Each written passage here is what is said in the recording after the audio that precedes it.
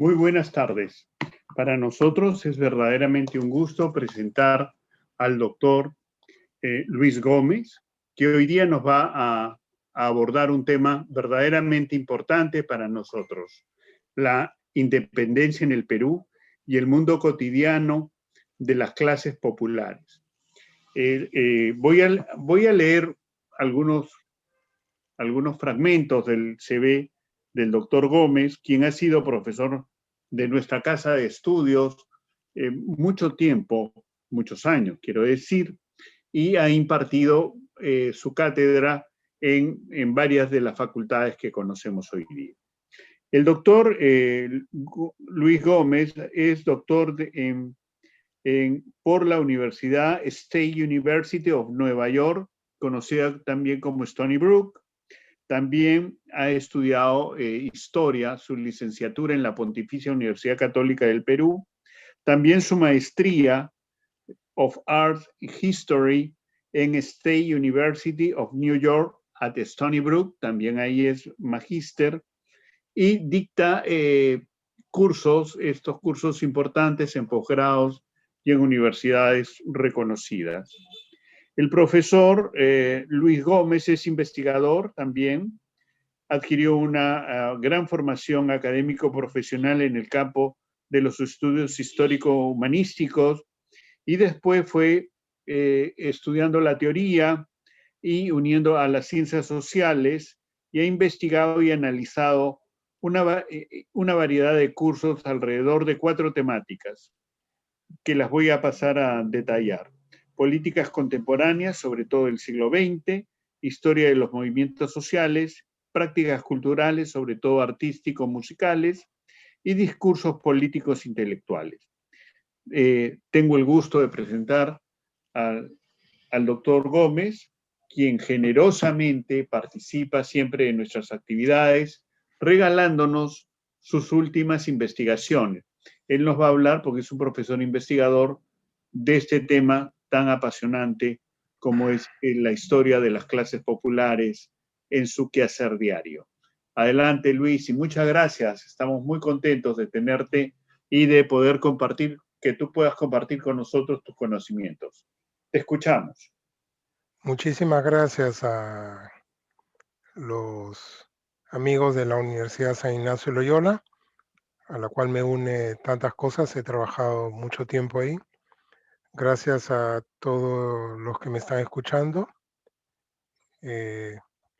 Voy a exponer en este breve tiempo lo que considero un avance de investigación. En realidad, he culminado un trabajo mayor relacionado a las prácticas musicales limeñas entre el siglo XIX y XX, y ahora estoy enfocándome en algo relacionado con ello, pero un poco más atrás en el tiempo. Y quiero exponerles no algo totalmente acabado, sino realmente es el inicio de una investigación que me va a llevar, espero yo, bastante tiempo. Luis, perdona que te interrumpa. Les Sí, aviso a las personas que se han conectado que el chat, no se preocupen, se va a conectar inmediatamente que el doctor termine su charla y que puedan hacer las preguntas vía chat o también a viva voz. Disculpen la interrupción. perfecto. Voy a colocar el PPT que he preparado para ello, para la exposición.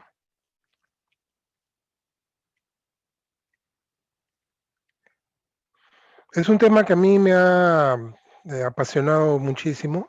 Lo he dejado un poco de lado por mucho tiempo y creo que ha llegado el momento de retomarlo, sobre todo a la luz de tantas cosas que se dicen a propósito del Bicentenario. Y es entender la independencia, pero cualquiera de ustedes me puede decir que se ha hablado tanto sobre ella, pero creo yo que todavía no sabemos muchas cosas, sobre todo en cuanto a la participación y la conducta de la gente común y corriente. la gente como tú o como yo.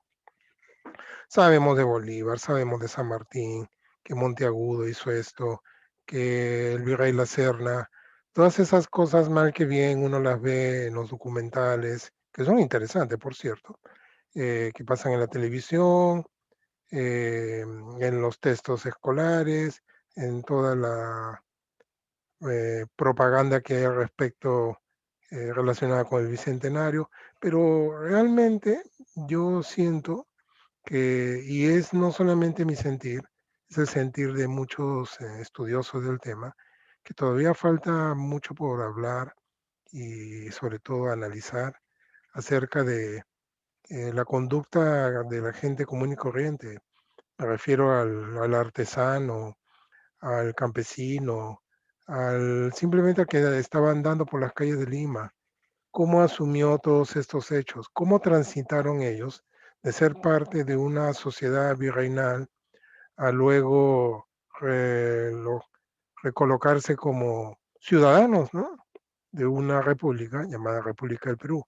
Y es eso lo que quiero exponerles en este breve momento. Y quiero hacer un especial énfasis en cuanto a la vida de los esclavos africanos, de los cuales también, a pesar de el reconocimiento que ha habido sobre la multiculturalidad, a pesar de que el Estado peruano ha reconocido oficialmente la existencia de los afroperuanos con ese término, ¿sí?, así literalmente, afroperuanos, todavía sabemos muy poco sobre sus vidas y sus pasiones, sus actitudes.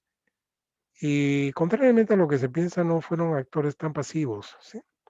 No solamente me refiero a los esclavos africanos y sus descendientes, sino en cuanto a la gente común y corriente en general. Y en ese sentido, debo decirles que todas sus actitudes y sus historias entran dentro de un debate enorme. Todavía la independencia en el Perú sigue siendo materia de debate. Aquí tenemos a San Martín, ahí está proclamando la independencia, y sigue el debate. A pesar que pueda parecer un poco, me refiero al debate académico, por si acaso, a pesar que pueda parecer un poco desfasado, pero es un tema de enorme actualidad. Por un lado, tenemos a los historiadores y al discurso oficial que nos dicen que la independencia fue una cosa ganada y luchada por todos los habitantes del Perú, y que si demoró un poco respecto a otros territorios del vasto imperio español fue porque el poder real era extremadamente fuerte en, en el virreinato del Perú, ¿sí? Pero eh, peruanos de toda condición social quisieron ser libres. Esa es básicamente la postura que algunos llaman tradicional, ¿sí?, oficial, eh, la independencia ganada. Y tienes por el otro lado una posición llamada así la posición sobre la independencia concedida, que los peruanos, resumamos, eh, esa posición, no tuvieron muy claras las cosas. En sus posiciones más radicales, algunos de estos algunos de esos estudiosos e historiadores que proponen esta lectura de la independencia del Perú dicen que simple y llanamente no entendieron lo que estaba pasando y que tuvieron que venir los ejércitos de San Martín y Bolívar, entre comillas, a liberarnos, ¿sí? Fue un proceso bastante errático, más ligado a los acontecimientos que sucedían en España, la quiebra del poder real, y no tanto por una acción misma de, de las personas que vivían en ese vasto territorio llamado Virreinato del Perú. Debo decir que en realidad son dos polos de un continuum de discusión. No creo que haya hoy día ninguna persona que diga que la independencia fue un proceso lineal de toma de conciencia nacional, ni creo que haya dentro de los académicos, al menos, alguien que pueda decir que los peruanos, como se dijo texto muy polémico, precisamente durante las celebraciones del sesquicentenario de la independencia de Perú, en 1971, que había habido un silencio popular. No creo que sea ni lo uno ni lo otro. Y en este sentido, debo decir precisamente que lo que tiene que entenderse mejor es precisamente las motivaciones de todos los grupos sociales. Todo parece indicar que efectivamente no hubo, lo cual hasta cierto punto podría ser obvio, no hubo una pasividad, pero no quiere decir eso que todos tenían como perspectiva del futuro convertirse en ciudadanos independientes. Las actitudes, por ende, frente a la independencia fueron cambiando de acuerdo a las circunstancias. No es lo mismo las actitudes que los diversos grupos, entre ellos los esclavos, acá retratados, y sus afrodescendientes en una de las famosas acuarelas de Francisco Pancho Fierro, ¿sí? No es lo mismo las actitudes que ellos pudieron tomar respecto a la burocracia colonial, respecto a la nobleza. Tampoco es homogénea. Una cosa es la actitud que algunos nobles tomaron, limeños, cuando arribó San Martín, otra cuando Bolívar llegó, otra cuando ya había terminado el proceso de independencia, y así. Hay que entenderlo en el momento y en el lugar, obviamente, porque una cosa es Lima, otra cosa es Cusco, otra cosa es eh, Chachapoyas. Yo creo que ahí para el futuro debemos hacer un esfuerzo muy, muy intenso de deslimeñizar el estudio de la independencia del Perú. Si bien yo voy a hablar precisamente sobre Lima, pero haciendo énfasis que eso no necesariamente es aplicable a todo el territorio del Perú. Hay que hacer un esfuerzo por entender bien, por ejemplo, que ese es lo que voy a hablar, cómo se fue desarrollando las conductas de las clases populares en Lima y luego compararlo, quién sabe, con Arequipa, con Piura, con otros lugares del vasto continente americano, compararlo con lo que pasaba en Buenos Aires, en Santiago de Chile. Y algo que deberíamos hacer en el futuro es compararlo con otros procesos de independencia fuera del continente. Claro que sí. Con lo que pasó en el Asia y en el África en el siglo XX, con todo el cuidado que que eso conlleva, porque obviamente una cosa es el Perú de principios del siglo XIX y otra cosa es la India, luego de la Segunda Guerra Mundial obteniendo su independencia, ¿sí? Claro que sí. No digo que son procesos eh, que la India es el Perú, no estoy diciendo eso. Estoy diciendo que debemos establecer en algún momento un proceso de comparación para entender mejor precisamente lo que lo asemeja y lo que es peculiar del proceso peruano. En cuanto a Lima se refiere, yo creo que no erraban para nada los viejos historiadores que nos decían que había que partir del siglo XVIII para entender el proceso de independencia, pero no en el sentido de que la causa o las causas de la independencia están en el siglo XVIII, sino porque podemos ver procesos que van a desembocar procesos que comienzan a perfilarse en el siglo XVIII, sobre todo en la segunda mitad del siglo XVIII, y que van a desembocar eh, en el siglo XIX y que servirán de contexto para entender las acciones de los así llamados patriotas y realistas. Y de ese punto de vista, lo que debemos primero hacer es contextualizar un poco ese mundo colonial, virreinal, ¿sí? ¿Cómo era, sí? Parece obvio, pero en realidad no lo es. Y debemos recordar en ese sentido, para evitar confusiones, porque siguen esas confusiones, que el mundo virreinal peruano y el mundo limeño virreinal del cual queda testimonio todavía el día de hoy, como estas hermosas casas y balcones coloniales del centro de Lima. Era un mundo de grupos, era un mundo estamental. No es una sociedad de ciudadanos. Puede parecer obvio, pero eso permite entender muchas cosas.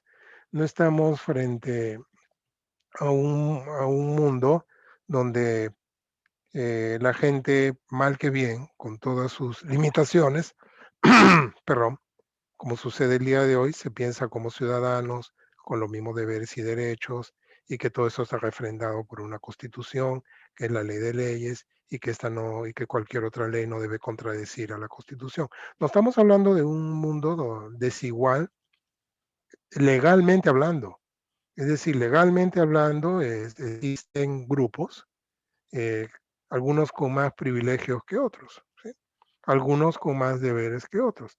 Y básicamente, como bien sabemos, y sigue eso siendo muy útil, seguirlo analizando y recalcando, tenemos básicamente dos grupos, cada quien con sus leyes. Uno es la así llamada República de Españoles, en la cual están incluidos también los españoles que viven en las Américas, y por otro lado están los diversos grupos étnicos que poblaban el Tahuantinsuyo y que son ahora parte de que son parte componente de la República de Indios.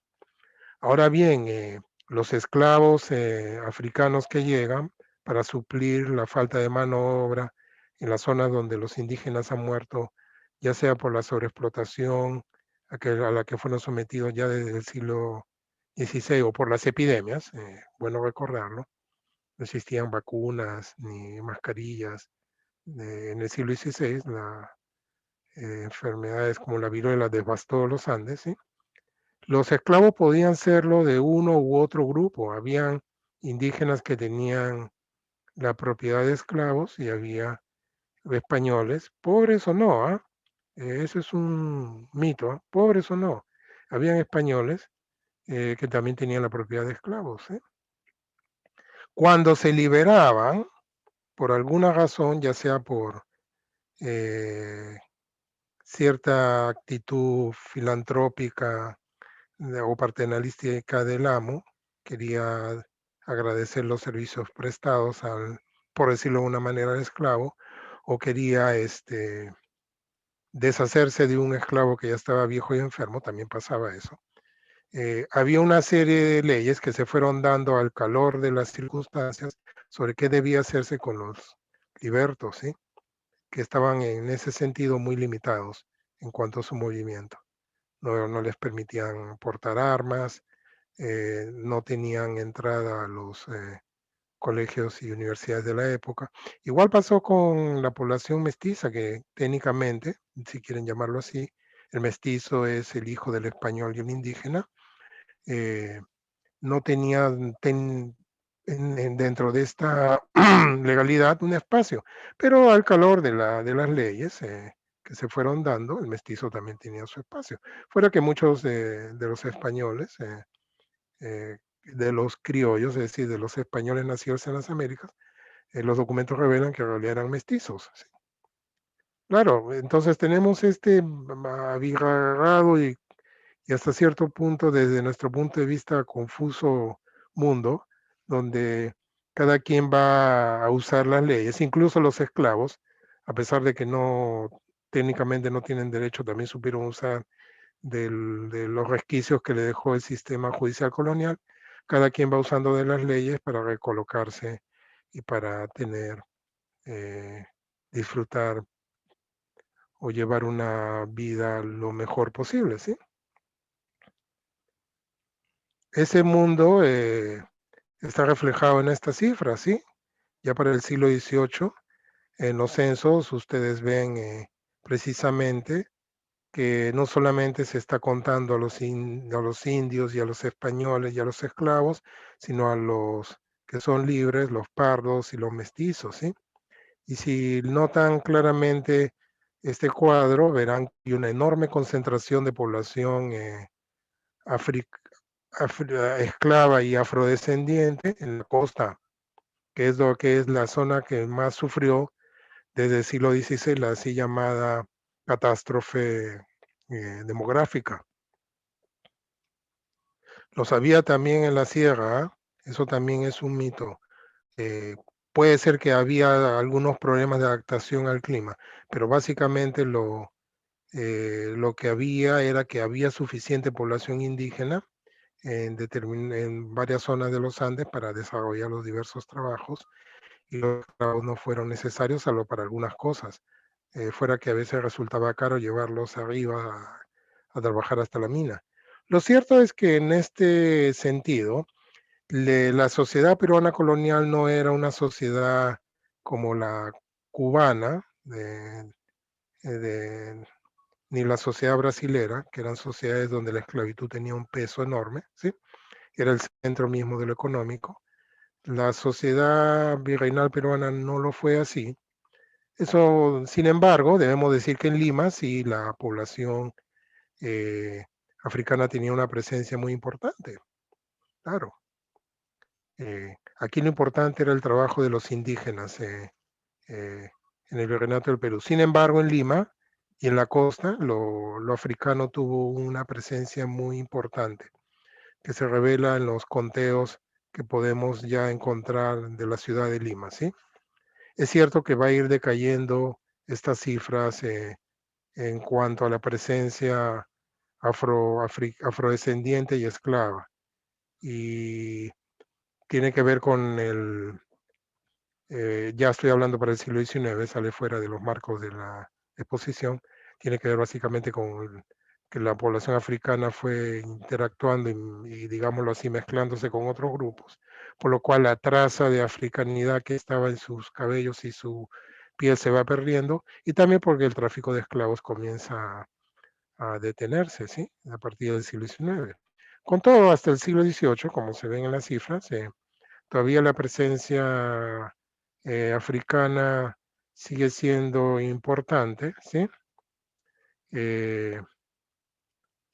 A pesar de que vemos que es una sociedad ya bastante, como lo han dicho algunos especialistas que estudian la raza en el mundo colonial, es una sociedad bastante mezclada, ¿sí?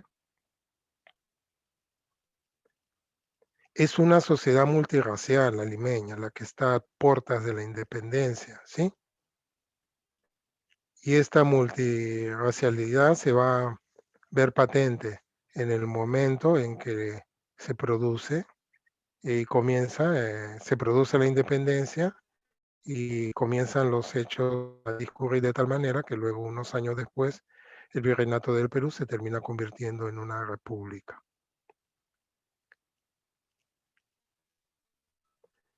Sin embargo, debo decir que hay algunos eventos que permiten entender mejor este proceso de independencia y que tienen sus orígenes en el siglo XVIII, tal como lo anuncié al principio de esta conferencia. Y me refería concretamente a las reformas borbónicas. Las reformas borbónicas, como bien sabemos, fueron establecidas como una forma de modernizar y levantar el poderío español frente al avance que otros países europeos, como Gran Bretaña, ya estaban claramente haciendo, ¿sí? España se sentía debilitada, necesitaba recursos, ¿sí? Se elevó y se reformó los sistemas de tributación, se rediseñó las circunscripciones políticas, se crearon por ende nuevos virreinatos, el virreinato del Perú, que era enorme, ¿sí?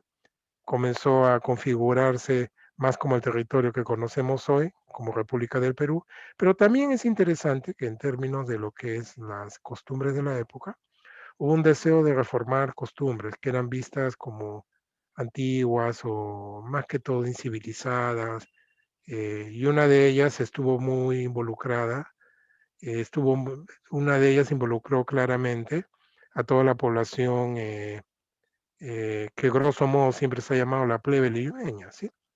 hay el deseo de controlar sus actividades festivas, hay el deseo de controlar, no eliminarlo, pero sí tener el control de manifestaciones tan del gusto de los limeños de extracción popular de esa época, como las corridas de toros, las peleas de gallos, ¿sí? Hay algunos deseos de sacar, por ejemplo, pero no se logra, el famoso son de los diablos, de la procesión del Corpus Christi, esta manifestación que luego lo vamos a encontrar en el carnaval limeño, ya avanzado el siglo XIX y el siglo XX, inclusive ha sido rehecha en el último carnaval que la Municipalidad de Lima desarrolló antes de la pandemia, ¿sí? Eh, era parte de una festividad religiosa, ¿sí? Estamos viendo los primeros estertores de un proceso de digámoslo así, de secularización y de reordenamiento eh, en ese sentido, en cuanto a las manifestaciones culturales de, de la ciudad, un deseo de reformar y reconducir las costumbres que va a durar, yo diría, hasta el día de hoy, ¿sí?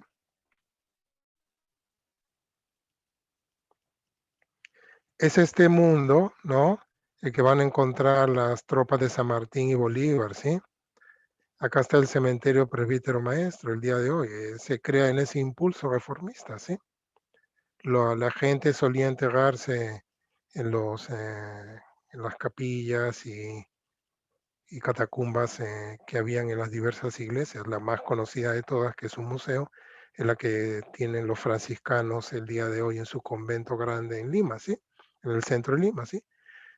Se deseó crear un cementerio general, no con poca oposición del clero, por cierto, y fue el cementerio de la ciudad hasta que rebasó su capacidad y se creó el cementerio El Ángel luego, ya en el siglo XX, cuando este también rebasó su capacidad y al calor de las reformas neoliberales de finales del siglo XX comenzaron a aparecer cementerios privados, ¿sí? Pues bien, es ese mundo el que van a encontrar los así llamados libertadores, ¿sí? Y la pregunta sigue. Un mundo estamental, variopinto, multirracial, con algunos impulsos reformistas que hacen que efectivamente la recaudación fiscal suba, pero que debilitan el pacto colonial. Ese es el asunto. Que debilitan en muchos aspectos el poder real y que recibe, digamos así, una estocada con la entrada de las tropas de Napoleón a España. 1808, y que es el inicio formal, digámoslo así, del proceso de independencia que va a durar, en el caso peruano, hasta que las últimas tropas realistas se rindan en 1825. Claro, ¿y cuál fue la actitud? No digamos de los nobles, no digamos de los campesinos, centrémonos en los afrodescendientes y en los esclavos. ¿Cuál fue la actitud frente a esos hechos? No hubo una pasividad, aclaremos, ¿sí? No la hubo. Pero tampoco queda del todo claro, y es algo que debe ser investigado con más detalle, cuáles eran las motivaciones de muchos de ellos. Por lo que sabemos, y eso sí parece muy claro, un buen grupo encontró al calor de la independencia una mejor manera de liberarse del yugo de la esclavitud. ¿A qué me refiero?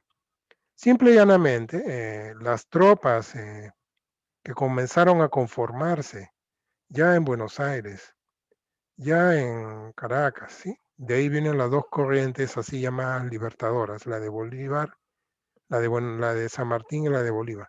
Ya de ese entonces, y necesitados de soldados, comenzaron a ofrecer la libertad a aquellos esclavos que se plegaran a las tropas antirrealistas. Esta práctica continuó en el Perú, pero con bastante suavidad, porque en algunos casos lo que había sucedido es que había emergido un descontrol en el sentido de esclavos que veían la oportunidad de fugarse, o algunos que tenían conductas que tenemos que calificar de delictivas y comenzaban a robar, o algunos que simple y llanamente, sobre pretexto que estaban en el ejército, ¿no? No hacían nada más. Sí. Fuera que había una terrible oposición, entenderán, de los hacendados de la época. Por eso cuando San Martín llega a Paracas, desde Chile, recibe instrucciones bien precisas, no debe agitar mucho las aguas en ese respecto, y que debe en todo caso permitir que aquellos esclavos que se plieguen voluntariamente a la tropa libertadora sean aceptados. Lo que pasa es que al llegar a San Martín las cosas se discurrieron con tal velocidad que todo eso quedó un poco en el papel. Cuando se embarcó en Paracas, efectivamente muchos esclavos se plegaron a las tropas buscando la libertad. Otros ya habían sido sacados de las haciendas por sus amos, por los dueños de esas haciendas, los españoles, sabedores que eso era lo que se venía, porque sabían de las noticias al respecto de que eso había sucedido en otras partes de las Américas. Otros simplemente se fugaron, ¿sí?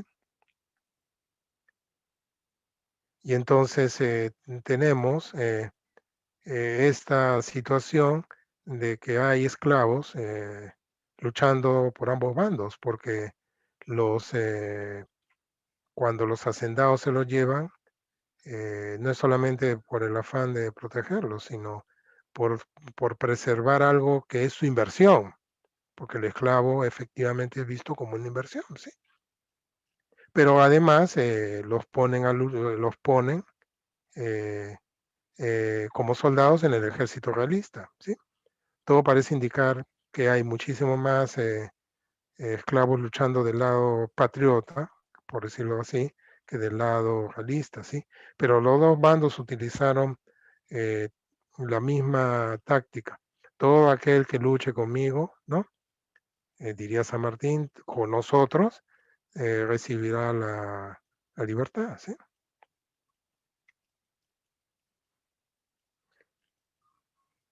Lo que sucede es que la esclavitud no terminó siendo abolida completamente, ¿sí? Ya llegado a Lima, San Martín dio la famosa abolición de la esclavitud, ¿sí? Que es la primera. Porque ustedes saben que realmente la esclavitud fue abolida completamente por el decreto famoso de Ramón Castilla del 3 de diciembre de 1854. Y es que es cierto, hay un deseo de San Martín de liberar, como bien lo he apuntado aquí, a todos los que nacieran luego del 28 de julio. E inclusive a esa población le dijo eh, que sería libre, pero entraría dentro de un sistema de patronazgo, porque entendemos que tiene que aprender a leer y a escribir, y tiene que, por ende, seguir siendo fiel a su amo hasta una determinada edad, que era, si mal no me equivoco, 20 años y 24 años, dependiendo si es mujer o hombre. Lo cual era a la larga, y eso pasó en otros lugares de las Américas, alargar la esclavitud. Era claro que lo que estaba tratando San Martín era de agradar lo más posible a la clase hacendaria limeña y de sus alrededores. Y la manera de demostración es que si ustedes siguen revisando la documentación al respecto, que está en la Gaceta de Lima Independiente, que era el periódico del protectorado, ¿sí? Que era el, el gobierno de San Martín, ¿sí? Verán que hay marchas y contramarchas a este sentido, que vamos a liberar a los esclavos que se pliegan a las tropas, pero ya no hay necesidad, así que dejamos ese decreto si ya no es válido y así. Uno lo va encontrando y una y otra vez, lo cual quiere decir que hubo mucha presión. Y efectivamente, terminada la independencia, lo que sucedió fue que la esclavitud fue reinstituida como tal, ¿sí? Se crearon reglamentos muy precisos para controlar a todos los que estaban en las haciendas y a todos los que debían, según las leyes de ese entonces, volver a manos de sus amos. Por supuesto, los esclavos no se quedaron de brazos cruzados, lucharon por su libertad, fueron, como lo ha dicho el historiador Carlos Aguirre, agentes de su propia libertad y pugnaron por su libertad tomando esta legislación y estirándola hasta el máximo, ¿no?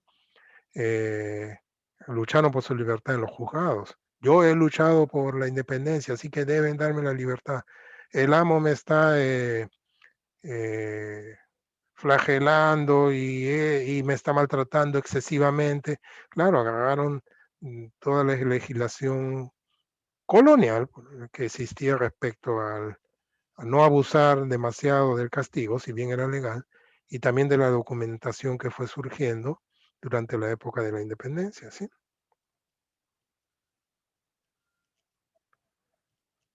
Pero el asunto no quedó ahí, no era solamente un asunto de la tropa, la independencia también eh, eh, prosiguió en ese sentido, fue una continuación de este deseo reformista de costumbres del- de la era borbónica, ¿sí?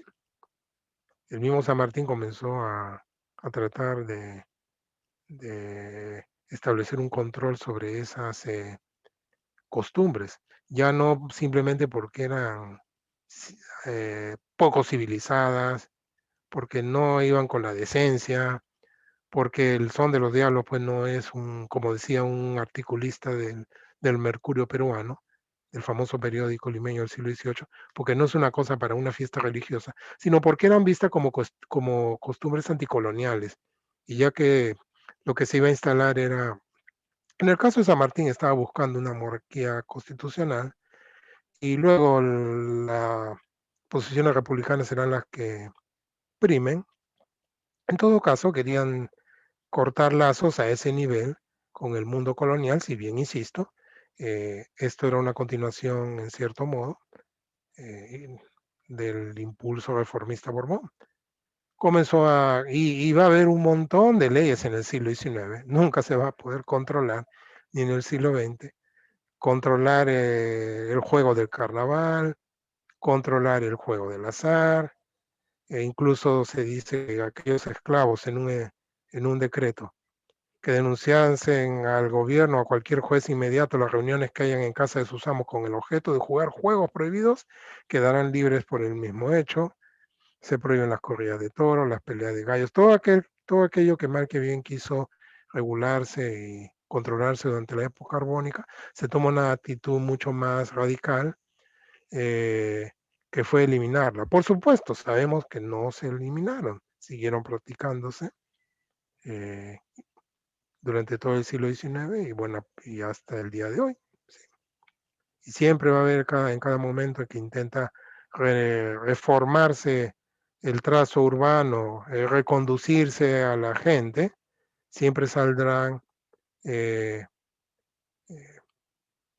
estas críticas, siempre aflorarán las críticas y los discursos a propósito de lo incivilizado que son determinadas costumbres, de la necesidad de educar a la gente en ese sentido, un discurso sobre lo que es decente y lo que es indecente, ¿sí? Muy fuerte. Uno lo puede ver claramente cuando uno revisa la legislación post-independencia, todo el tiempo están diciendo lo mismo. Hay que controlar a los vagos, hay que penalizar la vagancia,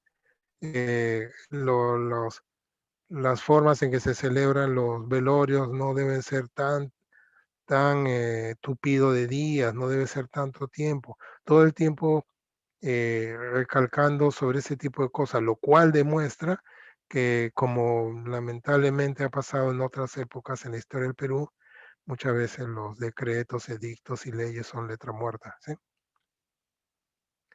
Porque no tienen la capacidad, eh, no tienen la capacidad los gobiernos peruanos, no tienen la capacidad los gobiernos municipales limeños de fiscalizar esto, ¿sí?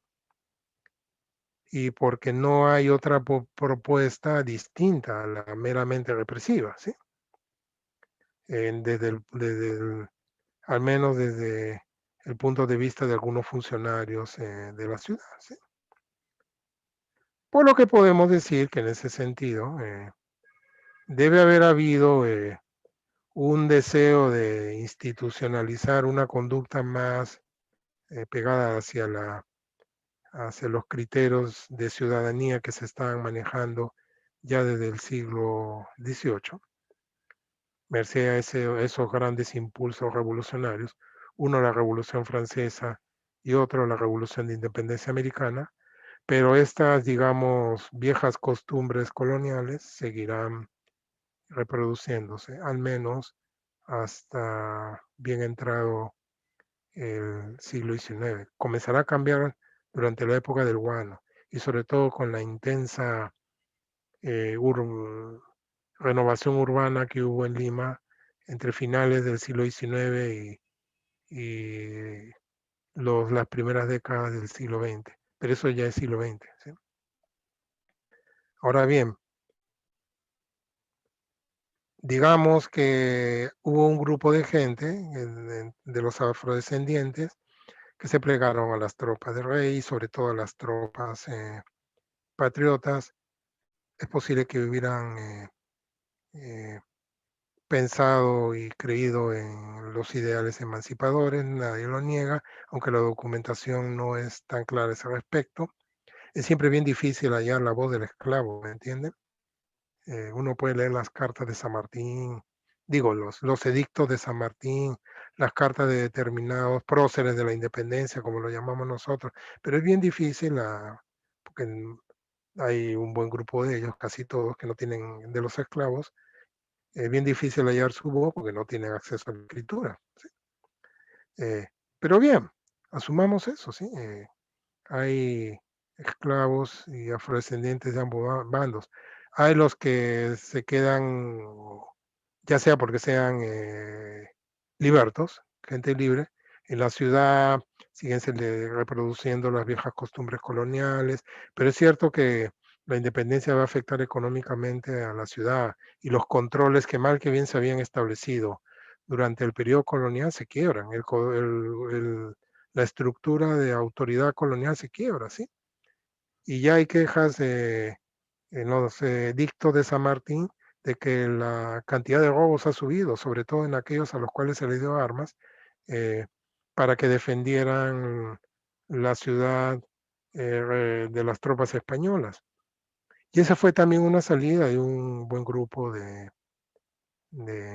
esclavos y libertos frente a el hecho de que los mecanismos de control estaban debilitados, frente al hecho de que era necesario seguir sobreviviendo, frente al hecho de querer ser libre, muchos de ellos optaron por el bandolerismo y por fugar, que es el cimarronaje.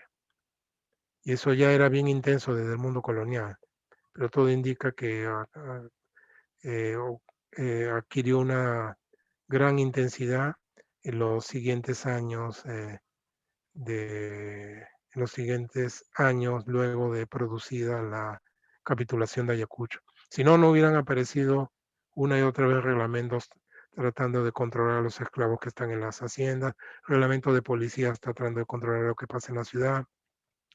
Hay informes sobre lo peligroso, y ya lo era desde el mundo colonial, que es ir al Callao por el camino de la legua, porque te pueden asaltar, y a veces no solamente son partidas de bandoleros, son gente, alguna de esta partida de bandoleros están entre sus miembros, se encuentran esclavos que se han fugado, ¿sí? El camino de la legua, por si acaso, es lo que es hoy día la avenida colonial, ¿sí? Que partiendo de la Plaza 2 de Mayo lleva hasta el Callao, ese era el viejo camino colonial que llevaba a la gente de la ciudad de Lima hasta el puerto del Callao, ¿sí? Y ahora lo ven ustedes lleno, pero piénsenlo, porque así dicen las descripciones coloniales, que está ya lleno de carrizos, como esos que uno encuentra cuando uno va hacia Chaclacayo, Chosica, en las márgenes del río Rímac, ¿no? Y ahí se escondían, y a veces, muchas veces, perdón, había que ir armado cuando uno iba en las carretas porque te podían asaltar. Eso fue también un corolario de la independencia, ¿sí? En ese sentido,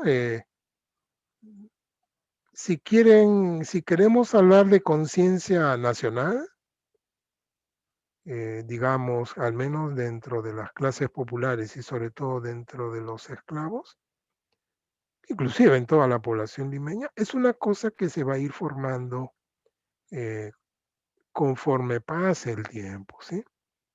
Y sobre todo ya bien entrados en el mundo republicano, porque vemos que las opciones y las actitudes frente a la independencia fueron variadas, ¿sí? Lo que sí queda claro es que la independencia no fue, por un lado, como algunos dicen, un simple cambio de nombre. Se habla tanto de la herencia colonial en algunos eh,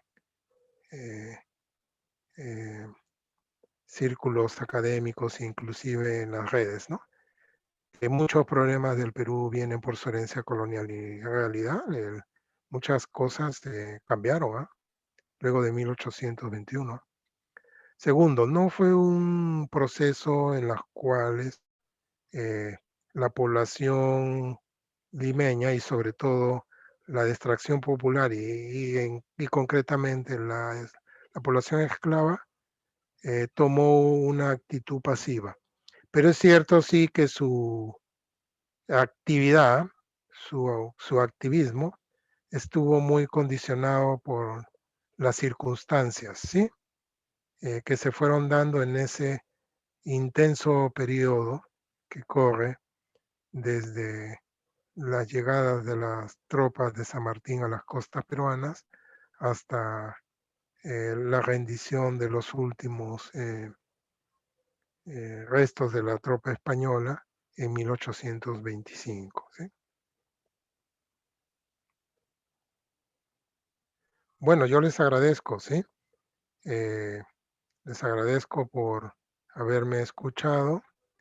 He querido dar algunas ideas al respecto y quedo a su disposición para cualquier pregunta.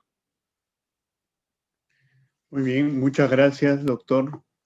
Vamos entonces a liberar un poco el chat para que ustedes las puedan escribir o decirlas también a viva voz. Repúblicas del continente.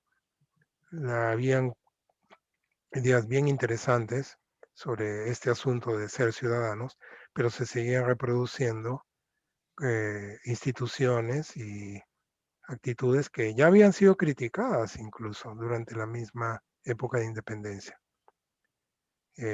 Abolida la esclavitud, sin embargo, lo que viene a continuación es, como bien lo han demostrado algunos historiadores, es la criminalización de las conductas de los esclavos.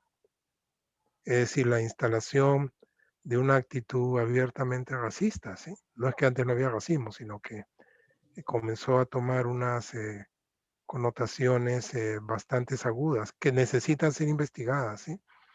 En ese sentido, creo yo, en mi opinión, no obligo a nadie a seguirla, creo yo que se han logrado muchas cosas en los últimos 200 años, pero hay todavía algunas promesas de la vida peruana, parafraseando a Jorge Basadre, que no se han cumplido, ¿no? Esta igualdad, ¿no? En el sentido no que todos pensemos igualitos, sino que seamos iguales todos ante la ley, respetando las diferencias de cada uno, ¿sí? Porque yo puedo hacer determinadas cosas y me gustan determinadas cosas, pero de repente al que vive en Caballococha, en Iquitos, no, y no por eso el de allá no es ciudadano y yo sí lo soy, ¿sí? Eso es una cosa que deberíamos bregar para el futuro, ¿sí? Fuera que también algunos problemas que vemos hoy día en la sociedad peruana no son de origen colonial, ¿eh? Lima era una ciudad pequeñita, inclusive hasta comienzo del siglo XX.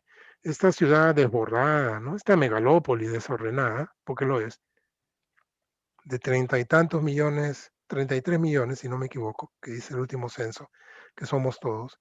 10 viven en Lima. Eso es un fenómeno del siglo XX. Entonces hay cosas que en la solución de muchos de los problemas, creo que necesitamos, insisto, un análisis más fino de los hechos históricos, ¿sí?